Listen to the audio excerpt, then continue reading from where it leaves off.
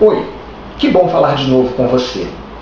Eu gostaria de propor uma pequena reflexão.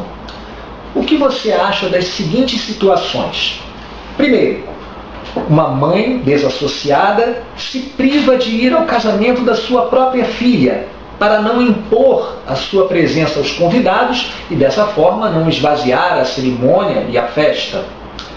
Segundo, um homem considerado maduro sofre internamente por não falar com seu irmão desassociado há 6 anos. Porém, ao mencionar o assunto, ele carrega orgulhosamente a bandeira da lealdade à organização, como se estivesse dizendo: vejam como sou fiel a Jeová, não falo com meu irmão há 6 anos e nem vou falar, a menos que ele retorne à organização.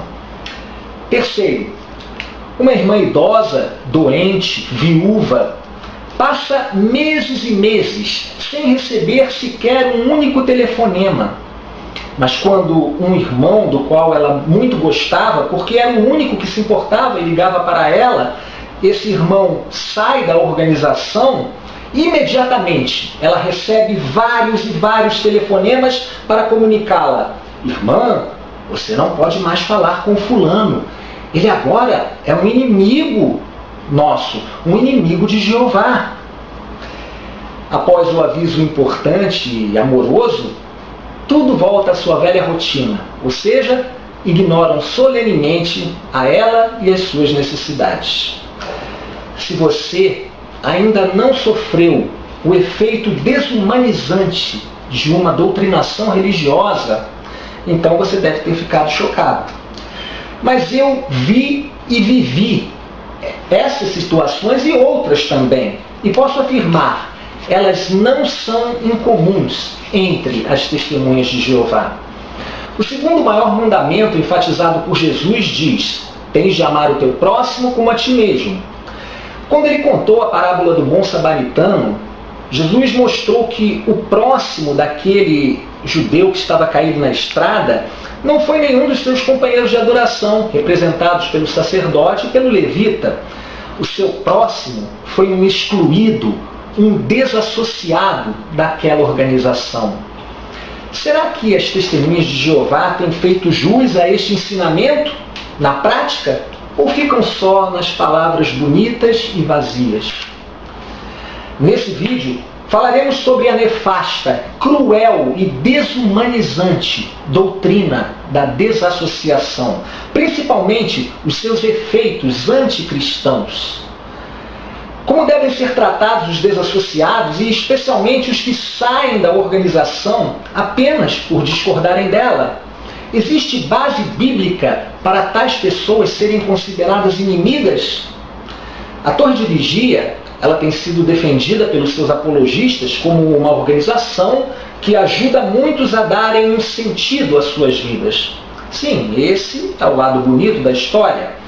O que não sai e não vai sair nunca nas páginas da Sentinela, pode ter certeza, é o outro lado da história.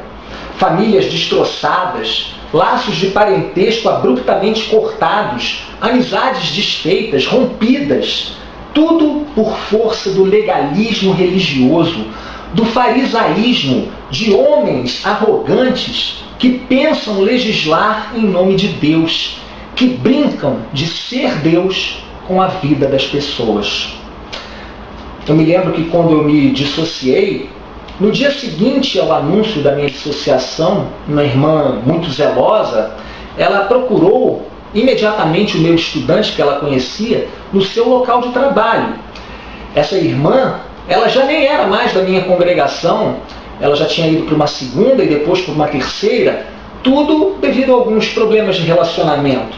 Pois bem, ela procurou o meu estudante com o intuito de mostrar a ele diversos textos bíblicos e dessa forma dar uma base para que ele não falasse mais comigo. Ela disse: não, você não pode mais falar com ele. Pois bem, eu gostaria então de fazer um exercício com você, de propor esse exercício a partir de agora e analisar esses textos bíblicos que supostamente dão base para essa doutrina e para a forma como os desassociados e dissociados são tratados pela organização Torre de Vigia. O primeiro deles é o mais conhecido de todos e o mais usado, o apóstolo Paulo, aqui na sua primeira carta aos Coríntios, no capítulo 5, no versículo 11, onde nós lemos assim: mas eu vos escrevo agora para que cesseis de ter convivência com qualquer que se chame irmão, que for fornicador, ou ganancioso, ou idólatra, ou injuriador, ou beberrão, ou extorsor, nem sequer comendo com tal homem. Bom, primeiramente eu gostaria de dizer que, embora a palavra desassociação não esteja na Bíblia, a ideia de uma disciplina existe. E ela está clara aqui quando no versículo 13 o apóstolo Paulo fala: removei o homem iníquo de entre vós. Então existe a ideia de uma disciplina no sentido de afastar de um convívio pleno uma pessoa que está se mostrando realmente contrária ao cristianismo pela sua conduta, né? Será, porém, que Paulo está falando de uma doutrina imposta por uma autoridade central mediante um tribunal eclesiástico a portas fechadas, semelhante a uma comissão judicativa das testemunhas de Jeová? Não há nada, absolutamente nada na Bíblia que indique isso. Paulo, ele não estava falando aqui de pecados pontuais, mas de pecadores empedernidos. Ele está falando aqui de pessoas que fazem do pecado, desses pecados relacionados aqui, um procedimento contumaz na sua vida. Pessoas que são fornicadoras, são gananciosas, são idólatras e assim por diante. No contexto do capítulo 5, se você observar todo o contexto, ele cita um caso de imoralidade flagrante naquela congregação de Corinto, né?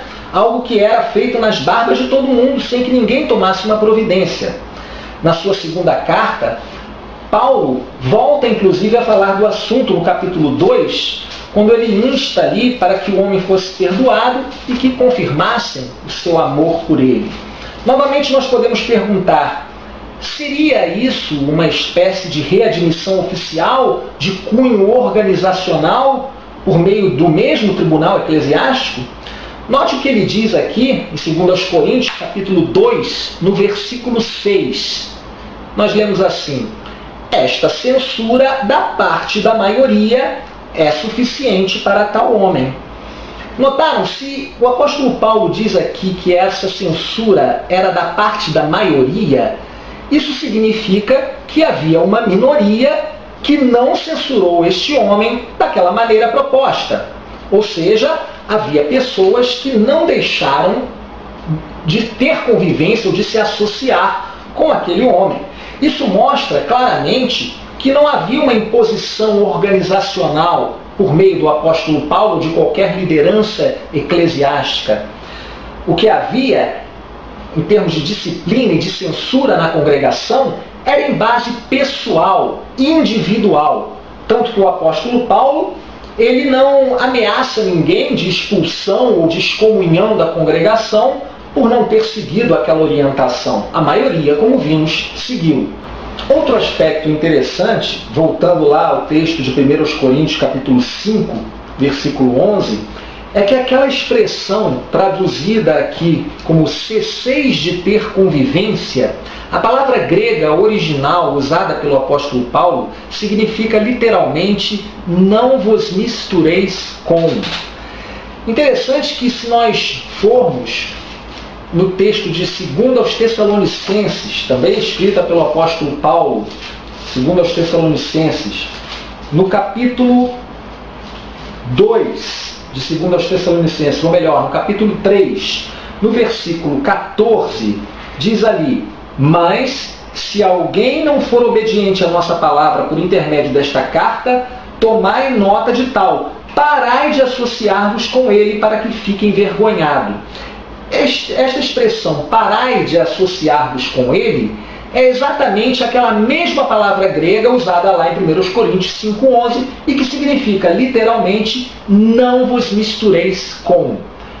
Por que será que foi traduzido de maneira diferente? No próximo vídeo a gente vai continuar essa consideração. Obrigado.